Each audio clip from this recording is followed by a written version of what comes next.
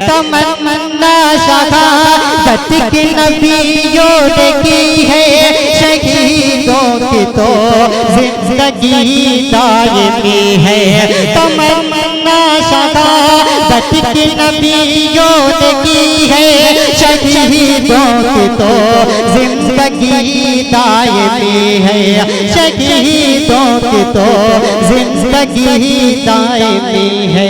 ارے شہیدوں پہ ماتم کلام خدا سے بغاوت نہیں ہے تو پھر اور کیا ہے؟ تقریر اگر تلوار ہے تو نعت اس کی دھار ہے، تقریر اگر تلوار ہے تو نعت اس کی دھار ہے، تقریر اگر شعلہ ہے تو نعت اس کی آنچ ہے، تقریر اگر فلک ہے تو نعت ماہ و انجم ہے، تقریر اگر سورج ہے تو نعت اس کی کرن ہے، تقریر اگر سورج ہے تو نعت اس کی کرن ہے، تقریر اگر بادل ہے تو نعت اس کی گرج ہے، تقریر اگر بادل ہے تو نعت اس کی گرج ہے، تقریر اگر بجلی ہے تو نعت اس کی چمک ہے، تقریر اگر بجلی ہے تو نعت اس کی چمک ہے۔ میرے محترم دوستو، اب میں چاہتا ہوں کہ آپ کے سامنے ایسے مقرر کو پیش کروں جو باشعور اور باوقار ہیں۔ میرے محترم دوستو، میری مراد مفتی نجیب صاحب دامت برکاتہم سے میں ان کے لیے ان کے استقبال کے لیے 4 مصرے پیش کرتا ہوں کہ کچھ سجائیں وقت پر ملتی ہیں کچھ تاخیر سے، کہ کچھ سجائیں وقت پر ملتی ہیں کچھ تاخیر سے، بچ نہیں سکتا مگر ظالم کسی تدبیر سے، کہ کچھ سجائیں وقت پر ملتی ہیں کچھ تاخیر سے، بچ نہیں سکتا مگر ظالم کسی تدبیر سے۔ یہ حسین ابن علی کے قاتلوں کی ہے سزا، وہ کبھی ہاتھوں سے پٹتے ہیں اور کبھی زنجیر سے۔ مفتی نجیب صاحب۔ الحمدللہ وکفا والسلام علی عبادہ الذین اصطفى، اما بعد فاعوذ باللہ من الشیطان الرجیم، بسم اللہ الرحمن الرحیم۔ ولا تقولوا لمن يقتل في سبيل الله اموات بل احياء ولكن لا تشعرون۔ صدق اللہ مولانا العظیم وصدق رسولہ النبی الکریم ونحن على ذلك لمن الشاہدین والشاکرین والحمد للہ رب العالمین۔ میرے محترم بزرگوں اور عزیز ساتھیوں، اللہ رب العزت کا بے انتہا کرم اور اس کا احسان ہے کہ اس نے ہم سب کو ایمان جیسی عظیم دولت سے نوازا ہے اور اپنے آخری نبی آقا مدنی جناب محمد رسول اللہ صلی اللہ علیہ وسلم کی امت کے اندر پیدا فرمایا ہے۔ میرے دوستوں اور بزرگوں، آج عاشورے کا دن ہے، 10 محرم الحرام ہے۔ آپ پہلی محرم الحرام سے لے کر آج تک مسلسل شہدائے اسلام کے عنوان سے پروگراموں کو سماعت فرما رہے تھے۔ آپ نے ان پروگراموں کے اندر تمام شہدائے کرام کے تذکرے سنے ہیں، کیونکہ یہ محرم الحرام کا مہینہ ہے، حرمت والا مہینہ ہے۔ آپ کو معلوم ہے اسی ماہ مبارک کی 10 تاریخ کو یعنی آج کے دن حضرت حسین رضی اللہ تعالیٰ عنہ کی شہادت ہوتی ہے، اور اسی مہینے کی پہلی تاریخ کو حضرت عمر فاروق رضی اللہ تعالیٰ عنہ کی شہادت ہوتی ہے، اور اس سے چند دن پہلے حضرت عثمان غنی رضی اللہ تعالیٰ عنہ کی شہادت ہوتی ہے۔ جب محرم الحرام کے یہ پروگرام ہوتے ہیں، آپ ان پروگراموں کے اندر شرکت کرتے ہیں، تو آپ کو یہ معلوم ہوتا ہے کہ اسلام کے اندر بہت سارے شہید ہیں، صرف ایک شہید نہیں ہے۔ آج لوگوں نے اس طرح کر رکھا ہے، اس طرح لوگوں میں پھیلا رکھا ہے کہ لوگ یہ سمجھتے ہیں کہ اسلام کے اندر صرف ایک شہید ہے اور کوئی شہید نہیں ہے۔ آپ کو معلوم ہے حضور اکرم صلی اللہ علیہ وسلم کے سگے چچا حضرت حمزہ رضی اللہ تعالی عنہ ان کو کس طرح سے شہید کیا گیا تھا بے دردی کے ساتھ، آپ کے سامنے ہے، آپ کے سامنے ان کی شہادت کا بھی تذکرہ آیا ہے۔ حضور سے بے انتہا وہ پیار کرتے تھے، حضور ان سے پیار کرتے تھے، لیکن ان کو اس طرح سے شہید کیا گیا۔ اس کے بعد آپ کو پتا ہے صرف وہی نہیں، حضرت عثمان غنی رضی اللہ تعالی عنہ جن کے بارے میں آقا صلی اللہ علیہ وسلم نے فرمایا کہ اگر میری 100 بیٹیاں ہوتی اور انتقال ہوتا رہتا میں ان 100 بیٹیوں کا نکاح عثمان غنی کے ساتھ کر دیتا۔ یہ کوئی معمولی بات نہیں ہے جو حضور اکرم صلی اللہ علیہ وسلم نے حضرت عثمان غنی کے بارے میں کہی ہے۔ حضرت عثمان غنی ذو النورین کا خطاب جن کو ملا ہے، حضور کی 2 بیٹیاں حضرت عثمان کی نکاح میں ہوئی ہیں، ایک کا انتقال ہوا، اس کے بعد دوسری کا نکاح آپ نے فرمایا ہے۔ اس کے بعد آپ کی کوئی بیٹی نہیں تھی، تب حضور نے یہ بات کہی تھی۔ وہ حضرت عثمان غنی جنہوں نے مدینے کے اندر کنویں کو خرید کر کے مدینے والوں کے لیے وقف کر دیا تھا کہ سارے لوگ اس سے پانی پیئیں، سب کے پینے کا پانی کا انتظام کیا تھا حضرت عثمان غنی۔ جب ان کو شہید کیا گیا ہے، آپ کو معلوم ہے 1 دن نہیں 2 دن نہیں، پورے 40 دن تک ان کے گھر کا محاصرہ رکھا گیا، ان کے گھر کے اندر پانی نہیں جانے دیا گیا۔ آپ کو پتا ہے آپ کے دروازے کے اوپر حضرت حسن، حضرت حسین، حضرت عبداللہ، ان لوگوں کے اور دیگر صحابہ کرام ہیں، انہوں نے اپنے صاحبزادوں کی ڈیوٹیاں لگا دی تھی کہ تم نوجوان ہو، تم دروازوں پہ کھڑے رہنا، عثمان غنی کے دروازے سے کوئی بلوائی اندر داخل نہ ہونے پائے۔ حضرت حسین نے کربلا کے اندر جو شہادت حاصل کی ہے، وہ جذبہ ان کو کہاں سے ملا، وہ سبق ان کو یہ کہاں سے ملا؟ انہوں نے یہ سبق حضرت عثمان غنی کے دروازے پر کھڑے ہو کر کے سیکھا تھا، وہاں سے تربیت حاصل کی تھی، اسی کو کر کے دکھایا تھا حضرت حسین نے کربلا کے اندر ادا کیا ہے۔ میرے دوستوں اور بزرگوں، حضرت عثمان غنی کے گھر کا 40 دن تک محاصرہ رکھا گیا، اس کے بعد حضرت عثمان غنی کو شہید کر دیا گیا۔ آپ کو پتا ہے اسی طرح سے حضرت عثمان غنی کو شہیدی کر کے نہیں چھوڑا گیا، شہید ہونے کے بعد دفن کرنے کی اجازت نہیں دے رہے تھے۔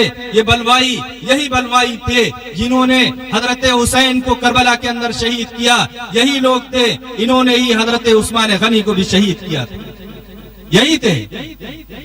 جب لوگ حج کے گئے ہوئے تھے اس ٹائم پر یہی لوگ آئے تھے، انہوں نے ہی لوگوں کو بہکایا تھا، انہوں نے ہی اپنی ٹولی بنائی تھی، اس کے بعد حضرت عثمان غنی کے خلاف اٹھ کر کے کھڑے ہو گئے تھے۔ کوئی معمولی بات نہیں ہے، اس وقت کے خلیفہ تھے، بادشاہ وقت تھے، اگر چاہتے تو جنگیں ہو سکتی تھی، چاہتے تو بدلہ لے سکتے تھے، سب کچھ ہوتا، لیکن عثمان غنی نے کہا نہیں، ہم نہیں چاہتے ہیں کہ میرے آقا صلی اللہ علیہ وسلم کا پیارا شہر کسی مسلمان کے خون سے رنگین ہو، ہم نہیں چاہتے ہیں یہاں خون بہے۔ حضرت عثمان غنی نے منع کر دیا۔ بعض صحابہ کرام نے کہا کہ آپ کے پاس فوج ہے، آپ کے پاس لڑنے والے ہیں، آپ کیوں اجازت نہیں دیتے ہیں؟ ہم خود میدان میں آنے کے لیے تیار ہیں، ان بلوائیوں سے مقابلہ کرنے کے لیے ہم تیار ہیں۔ لیکن حضرت عثمان غنی نے منع کر دیا کہ نہیں، ہم جنگ نہیں چاہتے ہیں، ہم نہیں چاہتے ہیں کہ مدینے کے اندر قتال کیا جائے، مدینے کے اندر خون بہے، ہم یہ نہیں چاہتے ہیں۔ ہاں اگر میرے شہادت پہ تلے ہوئے ہیں، مجھے شہید کر دیں گے، کوئی بات نہیں ہے۔ اللہ کے رسول صلی اللہ علیہ وسلم نے فرمایا تھا کہ عثمان تمہیں ایک قمیص پہنائی جائے گی، اس قمیص کو لوگ اتارنا چاہیں گے لیکن تم اس قمیص کو اتارنا نہیں۔ یہ قمیص کون ہے؟ وہ خلافت کی قمیص ہے، لوگ چاہتے ہیں کہ اس کو اتار دیا جائے، تم استعفیٰ دے دو یا تم جو ہے کنارے ہٹ جاؤ یا لوگوں کو لڑنے کے لیے اجازت دے دو۔ حضرت عثمان غنی نے کہا نہیں، کچھ بھی نہیں ہوگا۔ آخر وہ دن بھی آیا کہ حضرت عثمان غنی کو شہید کیا گیا اور آپ قرآن کی تلاوت فرما رہے تھے۔ آپ نے بتایا کہ میں نے آج خواب دیکھا ہے، حضور اکرم صلی اللہ علیہ وسلم نے کہا کہ عثمان آج روزہ میرے ساتھ افطار کرنا۔ وہ کہہ رہے تھے مجھے لگتا ہے کہ آج میری شہادت ہو جائے گی اور افطار سے پہلے میں آقا صلی اللہ علیہ وسلم کے پاس پہنچ جاؤں گا۔ وہی ہوا، افطار سے کچھ دیر پہلے آپ کو شہید کر دیا گیا۔ آپ کا خون جس قرآن پاک پر گرا ہے وہ آج بھی محفوظ ہے۔ اس کے بعد 3 دن ہو گئے، حضرت عثمان غنی کو لے نہیں جانے دے رہے دفن کرنے کے لیے۔ اس کے بعد بڑی مجبوری میں اجازت دی ہے پھر لے کر کے جا رہے ہیں راستے کے اوپر، لے کے جا رہے ہیں گلیوں سے، راستے میں جنازے کو بھی نہیں بخشا گیا، اس پر بھی پتھراؤ کیا گیا ہے۔ کیا اس سے بھی مظلوم اور کوئی شہید ہو سکتا ہے جس کے جنازے کے ساتھ بھی اس طرح کا سلوک کیا جا رہا ہو؟ جس نے لوگوں کے لیے پانی پینے کا انتظام کیا ہو، اس کو ایک گھونٹ پانی اسی کنویں کا نہ ملے؟ آپ سوچ سکتے ہیں کتنی مظلومانہ شہادت ہے حضرت عثمان غنی کا، اس کا بھی تذکرہ ہونا چاہیے تاکہ یہ مسلمان سمجھیں کہ اسلام کے اندر بہت سارے شہید ہیں۔ حضرت عثمان غنی کو اس طرح سے شہید کیا گیا ہے۔ اور آپ کو پتا ہے حضرت عمر فاروق رضی اللہ تعالی عنہ، جن کا نام سن کر شیطان بھاگتا ہے، جن کو دیکھ کر کے راستہ چھوڑ دیا کرتا ہے شیطان، حضرت عمر فاروق رضی اللہ تعالی عنہ کو بھی اسی ماہ مبارک کی 1 تاریخ کو شہادت ملتی ہے۔ اس سے پہلے 2 دن پہلے آپ پر حملہ کیا جاتا ہے اور 1 تاریخ کو آپ شہید ہو جاتے ہیں۔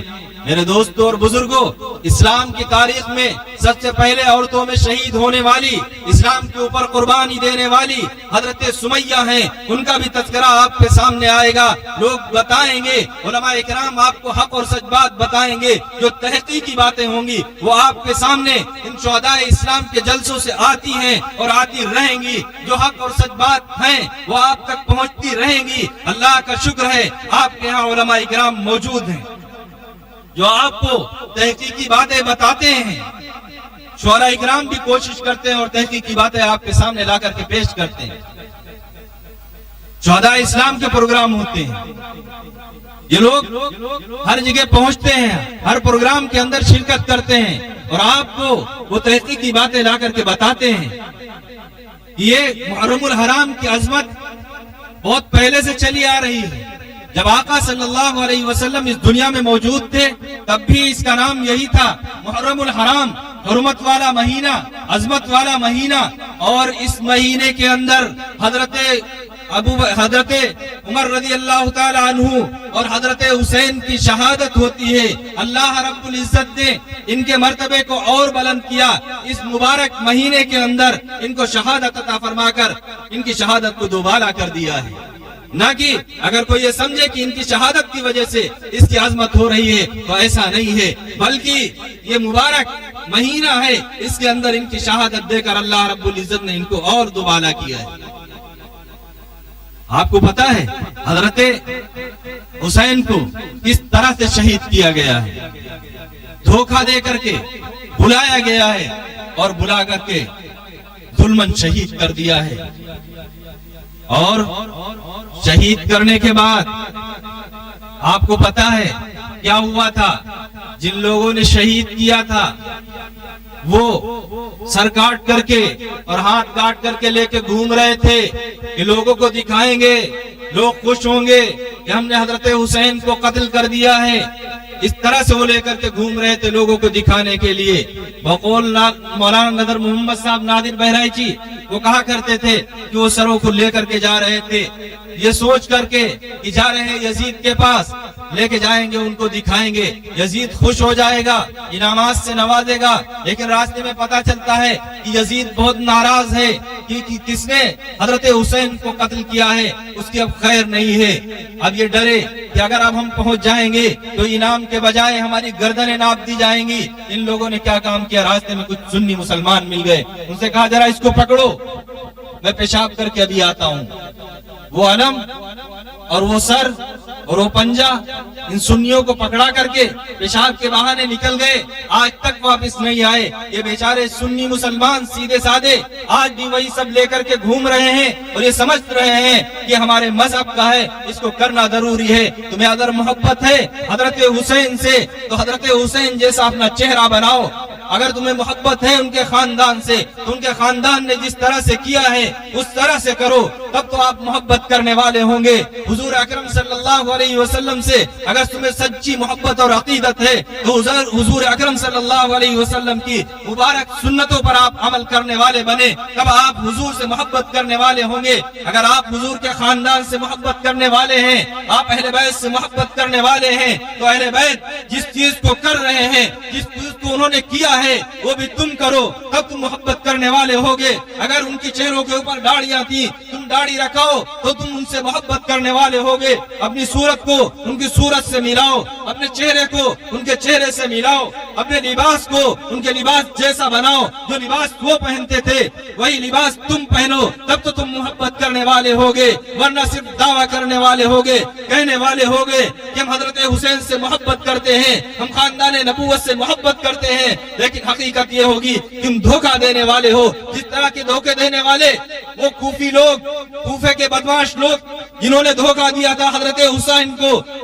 उसी तरह से आज तुम धोखा दे रहे हो जनाब मोहम्मदुर रसूलुल्लाह सल्लल्लाहु अलैहि वसल्लम का नाम लेकर के और हजरत हुसैन का नाम लेकर के, सहाबा इकराम का नाम लेकर के कि हम उनसे मोहब्बत करते हैं, उनसे प्यार करते हैं, उनसे मोहब्बत के कसीदे पढ़ते हो और करते उनकी मर्जी के खिलाफ हो। जो चीज नबी सल्लल्लाहु अलैहि वसल्लम ने कभी न की हो, जिससे मना फरमाया हो, वो तुम करो और कहो हम उनसे मोहब्बत करते हैं। ऐसा नहीं हो सकता है। मोहब्बत करने वाला उनकी एक एक अदाओं से मोहब्बत करता है, एक एक तरीके से मोहब्बत करता है। देखने वाला समझ जाए दूर से देख करके कि तुम हजरत हुसैन से मोहब्बत करने वाले हो, तुम हजरत अली से मोहब्बत करने वाले हो, तुम सहाबा इकराम से मोहब्बत करने वाले हो, तुम हुजूर से मोहब्बत करने वाले हो।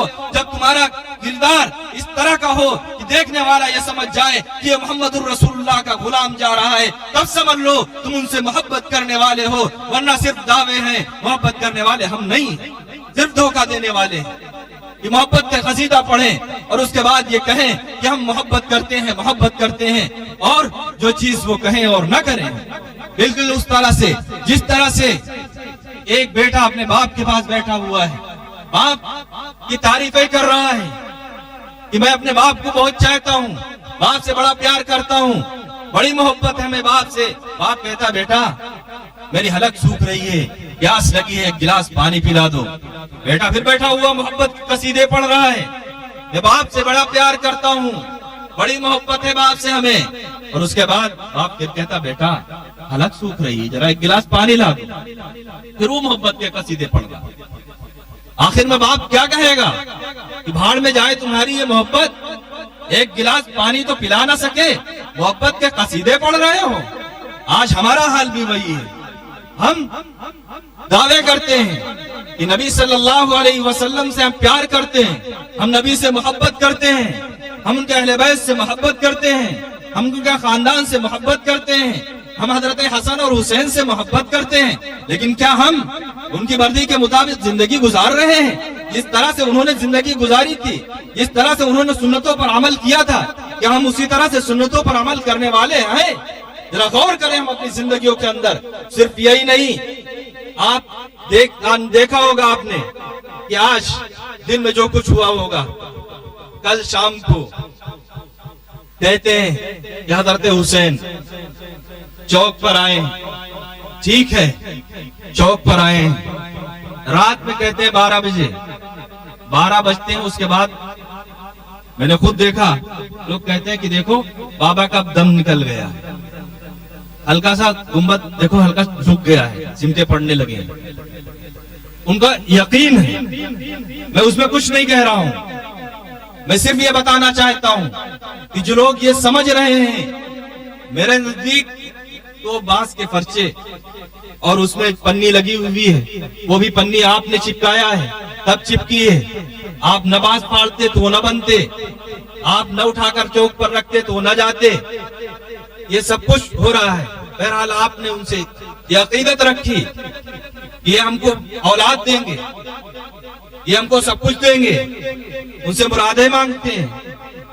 एक शख्स जो पत्थर से मुरादे मांगे, पत्थर से सवाल करे, तो हम कहते हैं ये कुफ्र कर रहा है, शिर्क कर रहा है, ये जन्नत जाएगा नहीं। लेकिन हम वही काम करें और ये कहें कि हम जन्नत के ठेकेदार हैं, हम जन्नत जाएंगे।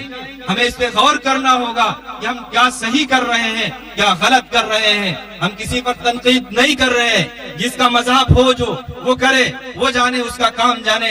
लेकिन हम अपने भोले भाले सुन्नी मुसलमानों को हक और सच बात बताना चाहते हैं, अपनी सुन्नी मुसलमानों को समझाना चाहते हैं कि समझो जरा सुन्नी मुसलमानों, कल शाम को आपने देखा होगा कि सजे हुए थे, कुमकुमे लगे हुए थे। क्यों लगे थे? क्या किसी के यहाँ किसी की वफात हो जाए, किसी के बेटे का इंतकाल हो जाए, किसी के बाप का इंतकाल हो जाए, क्या इसी तरह से सजावट होती है, कुमकुमे लगाए जाते हैं गमी के मौके पर? नहीं होता है ऐसा ना। जब नहीं होता है तो हजरत हुसैन की शहादत के ऊपर क्यों लगाए गए? फिर शहीद हो गए, हमने मान लिया तुम्हारे दरवाजे पर शहीद हो गए। तुम क्या कर रहे थे? तुम्हारे दरवाजे के ऊपर शहीद हो रहे थे और तुम मस्ती कर रहे थे। तुम्हें गम नहीं था, तुम्हें मोहब्बत नहीं थी उस वक्त कि तुम्हारे दरवाजे के ऊपर शहीद हो रहे हैं। तुम्हें तो इतना गम होना चाहिए था कि 2-4 गम की वजह से मर जाते। इतना गम होना चाहिए था। लेकिन ये कैसा गम है कि चांद देख के आता है और चांद देख के चला जाता है। सिर्फ लिबास हम पहन लेते हैं और कहते हैं कि हमें मोहब्बत है, हमें गम है, गम है। हम पान भी चबा रहे हैं, चाय और सब कुछ हो रहा है, नाश्ता भी कर रहे हैं, बिरयानी भी चल रही है, पुलाव भी चल रहा है, जर्दा भी खा रहे हैं, हा हू भी हो रहा है, हंसी और मजाक चल रहा है, गम भी है। इसको गम कहते हैं। गम का ताल्लुक दिल से होता है, जुबान से नहीं होता है। अगर गम किसी को होता है, उससे अगर कहा जाए कि खाना खा लीजिए, कुछ पी लीजिए, वो सर हिलाता रहता, नहीं मेरा दिल नहीं कर रहा। क्यों? उसको गम है, उसके घर में वफात हुई किसी की, उसको अफसोस है, इसलिए वो खा और पी नहीं रहा है। लेकिन इधर कुछ लोग हैं जो कहते हैं हमें गम है, अपना सीना भी पीट रहे हैं गम की वजह से, खा भी रहे हैं, पी भी रहे हैं, तफरीह और मजाक भी हो रहा है और गम भी है। कहीं आपने गम इस तरह से भी देखा है? इसमें भी धोखा है। जिस तरह वहां धोखा दिया गया कूफे के अंदर बुला करके, यहाँ पर भी धोखा चल रहा है। लेकिन ये सुन्नी मुसलमान समझ रहा है कि हमारे मजहब का एक त्योहार और ये जरूरी वाला काम है, इसको करना है, ये समझता है। उनके मुताबिक अब सुबह जब लेकर के जाते हैं करबला दफन करने के लिए, वो क्या है, जनाजा है कि नहीं है उनके हिसाब से।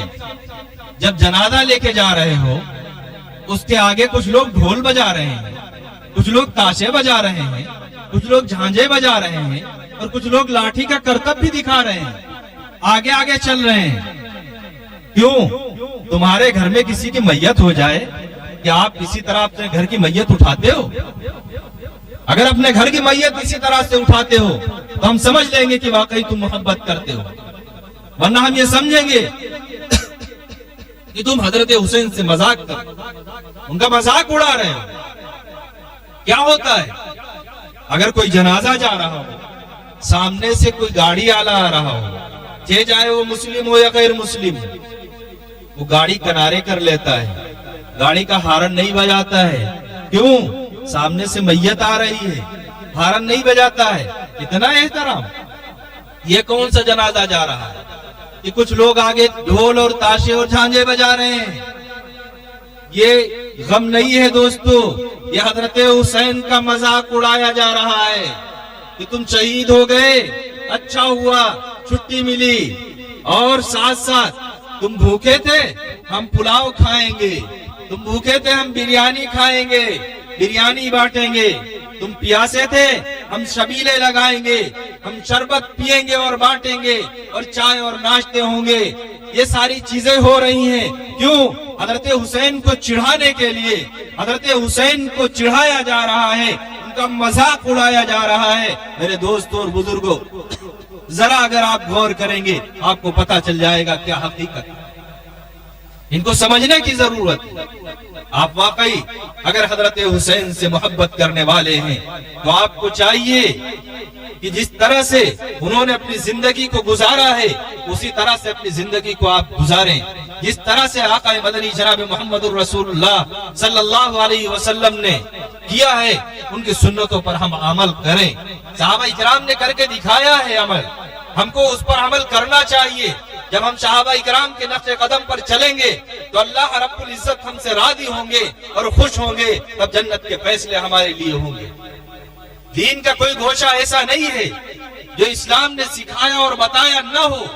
اگر غمی آپ کے گھر میں ہے تو اسلام نے اس کا بھی طریقہ بتایا ہے کہ کس غمی میں کب اور کیسے آپ غم منائیں گے. خوشی ہے تو کس طرح سے منائیں گے, ساری چیزیں سکھائی اور بتائی گئی. لیکن ہم کیا کرتے ہیں, جب خوشی کا موقع آتا ہے, شادی اور بیاہ کا موقع آتا ہے, ہم بھول جاتے ہیں. نبی صلی اللہ علیہ وسلم سے ایسے تو دعوے ہیں محبت کے, لیکن جب ایسا موقع آتا ہے تو ہم بھول جاتے ہیں. کیوں؟ ہم کو چاہیے کہ اگر آقا صلی اللہ علیہ وسلم سے ہمیں محبت ہے تو ہمیں چاہیے کہ جس طرح سے حضور اکرم صلی اللہ علیہ وسلم نے اپنی بیٹی حضرت فاطمہ کا نکاح کیا تھا, اسی طرح سے ہم اپنی بیٹیوں کا نکاح کریں. جس طرح سے حضرت علی نے اپنے صاحبزادے حضرت حسن اور حسین کا نکاح کیا تھا, تو ہم اسی طرح سے اپنے لڑکوں کا نکاح کریں. ہمارے سامنے نمونے موجود ہیں, تمام صحابہ کرام نے جس طرح سے کیا ہے اسی طرح سے شادی اور بیاہ ہم کریں, تب ہم ان سے محبت کرنے والے ہوں گے. لیکن جب خوشی کا موقع آتا ہے ہم کیا کرتے ہیں, اپنے گھر کی بوڑھی عورتوں کو تلاش کرتے ہیں, ان سے معلوم کرتے ہیں کہ ہمارے گھر کی رسم کون سی تھی, کس طرح سے ہمارے گھر میں ہوتا چلا آیا ہے, ہم اسی رسم کو ادا کریں گے, حضور کو تکلیف پہنچائیں گے. کیوں؟ حضور نے جن چیزوں سے منع کیا ہے ہم وہی کریں گے. حضور کو تکلیف ہوتی رہے, ہم کو اس سے پرواہ نہیں ہے. ہم تو صرف زبانی محبت کرنے والے ہیں, دل سے ہمیں حضور سے محبت نہیں ہے. اگر دل سے محبت ہوتی تو آپ کسی عالم کے پاس جاتے, کسی مفتی کے پاس جاتے اور جا کر کے پوچھتے کہ یہ بتاؤ عالم صاحب, یہ بتاؤ مفتی صاحب کہ حضور نے اپنی بیٹی کا نکاح کس طرح سے کیا تھا, ہم کو اپنے بیٹے کا نکاح کرنا ہے, ہم اپنے بیٹے کا نکاح کس طرح سے کریں.